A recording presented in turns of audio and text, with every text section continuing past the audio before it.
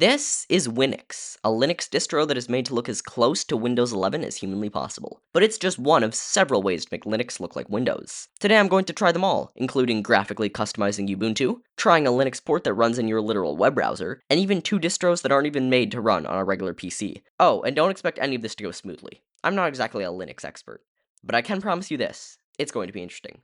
Welcome to Wolf Byte.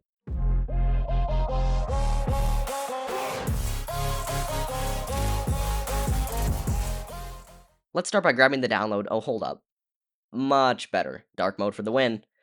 Windows theme over Linux, with 500,000 total downloads and 0 hardware requirements, which I find hard to believe. We run this on a potato? Maybe.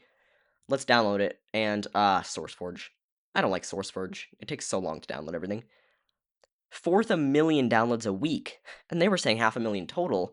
They're hitting 1,000,000 a month. That is wild.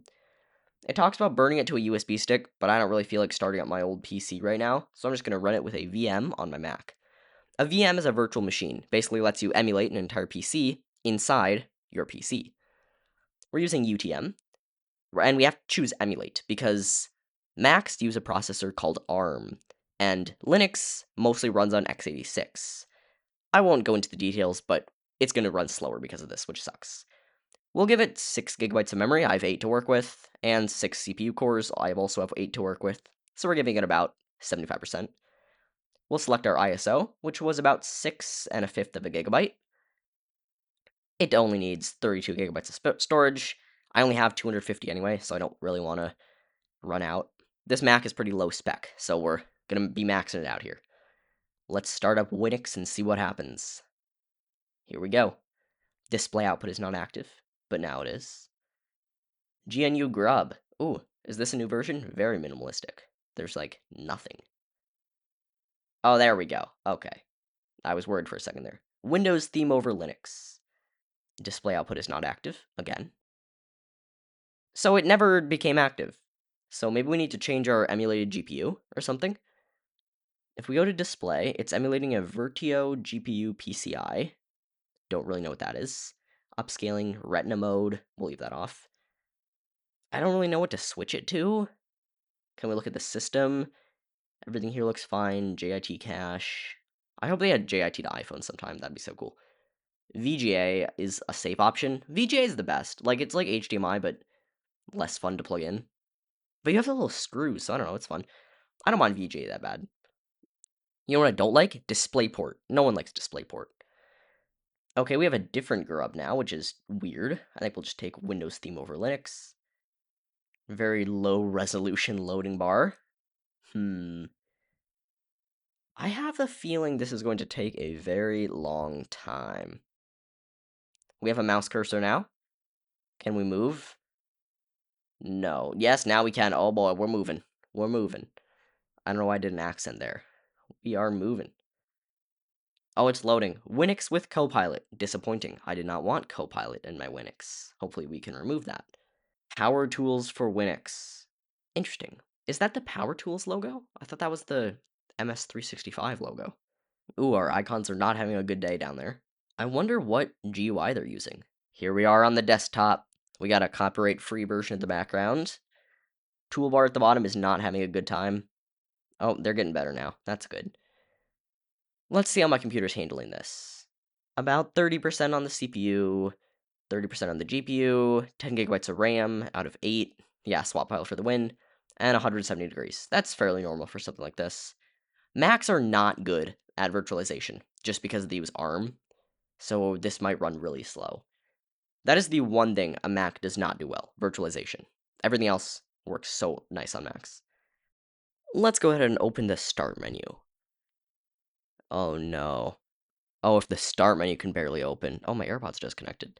We might be in for a bad time. I see Dolphin.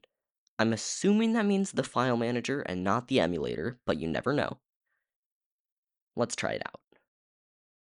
I can confirm this is KDE Plasma because I see the little bouncing icon beneath the mouse. Oh boy, this is so slow. Emulating x86 on ARM is not it. This is not the way to go.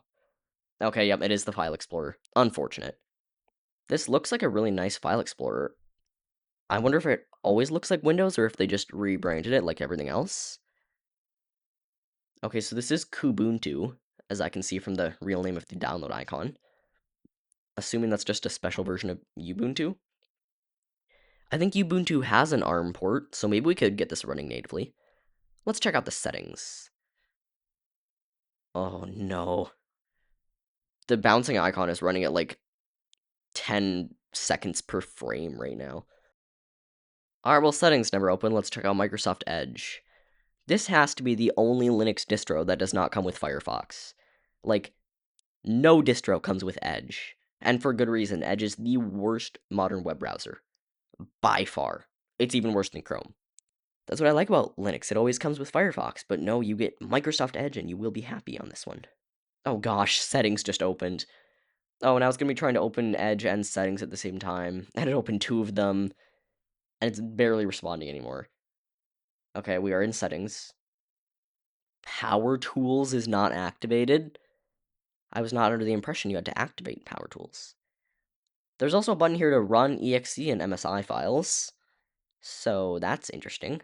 Is it just using like Wine or WinLater or something? I guess we'll find out if it ever opens. Open! Open! Please! This is the slowest operating system I've ever had the displeasure of using. Alright. This is just sad. Oh, okay. Wine CFG, Wine Tricks. Yeah, okay, so it's just using Wine, which stands for Wine is not an emulator, by the way. Interesting tidbit for you. Okay, and the computer's 200 degrees now. Let's go ahead and turn this off. Obviously, Winux is not made to run well in a VM, but I have another trick up my sleeve. We have Ubuntu ARM. For those who don't know, most computers use x86, and it's basically the language your processor speaks. But Macs and computers like Raspberry Pis and a lot of Android phones speak the language of ARM.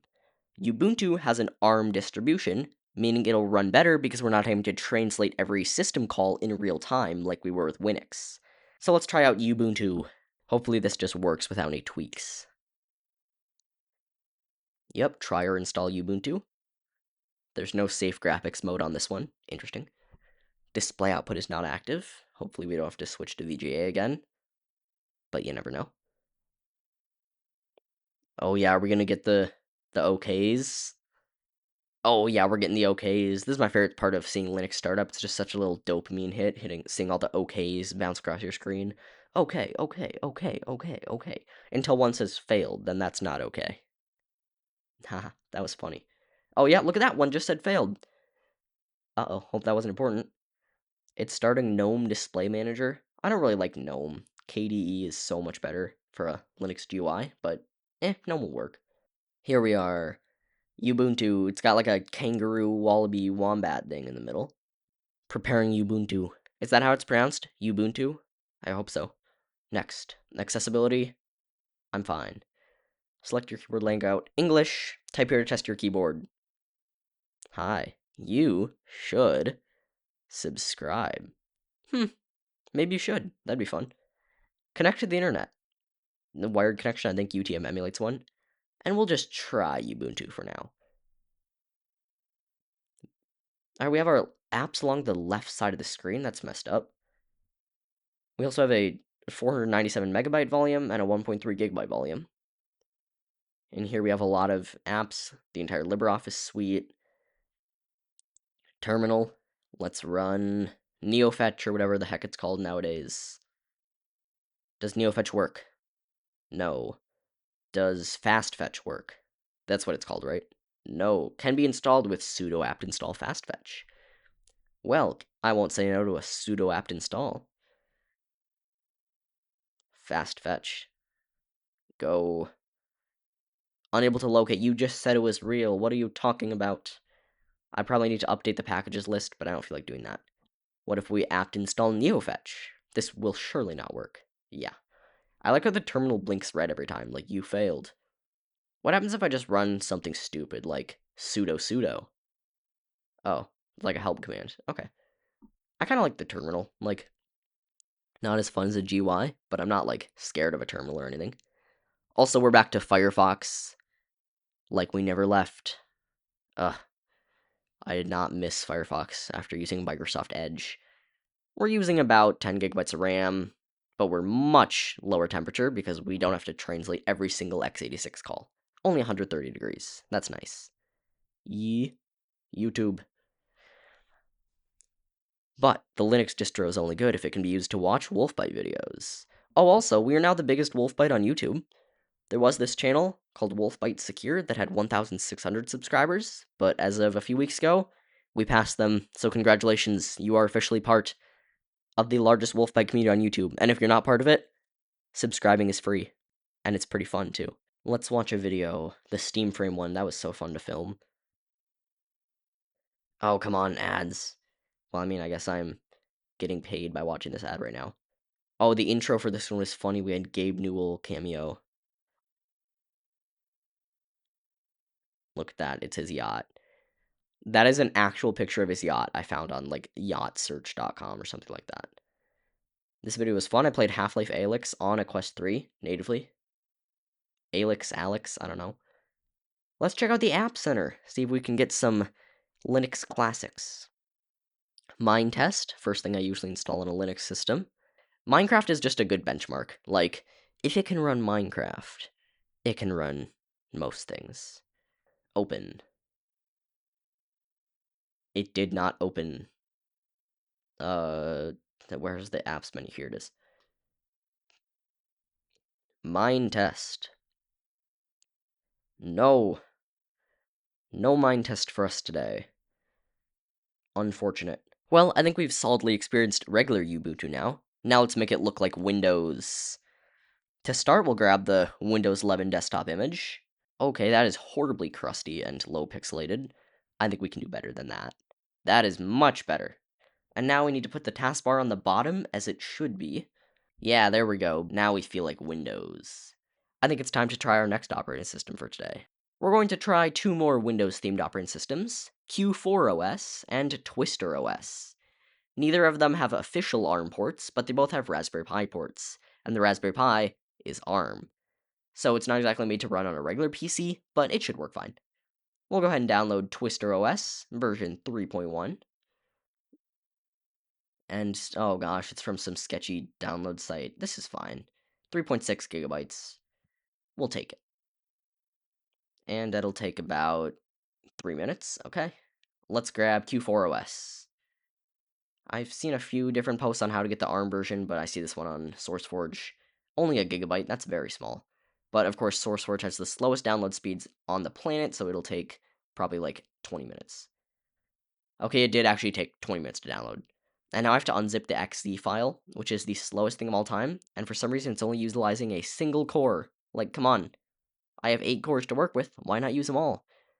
But no, we extract from one core, and one core only. So let's go ahead and get our UTM set up. We'll create a new virtual machine, virtualize Linux, 6 gigabytes of RAM, 6 CPU cores. Boot from, I think, a drive image? Yeah, because it's an IMG. It's kind of weird, I'm used to ISOs, but it'll be fine. So we'll go ahead and pick that. Let's start with Q4 OS. And it ended up unzipping to 5 gigabytes, which is nice. Save. And I've already made the one for Twister OS, because it, downloaded 20 minutes before the other one.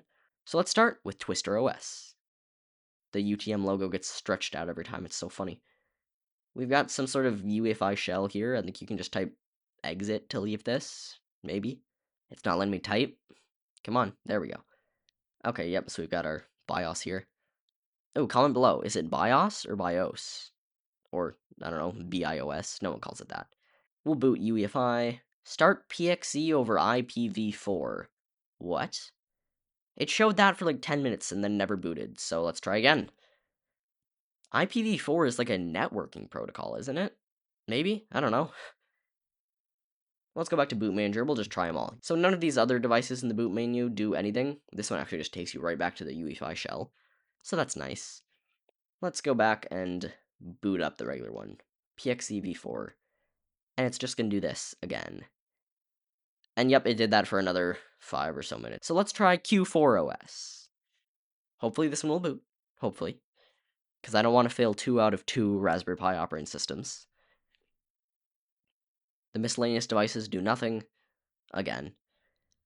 This PXEV4, yeah, it does the same thing. Same thing. Do I just not know how to boot an IMG file? Okay, I tried to change the IMG files settings, and yeah, didn't work. So unfortunately those two are a bust, but we have one more thing we can do. This is Ubuntu Online, and it's kind of weird. Someone made Ubuntu run in like JavaScript. In Online Ubuntu, we can access a web browser. Using that, we can access an online version of Windows 10 inside of Ubuntu, inside of macOS. If that's not crazy, I don't know what is.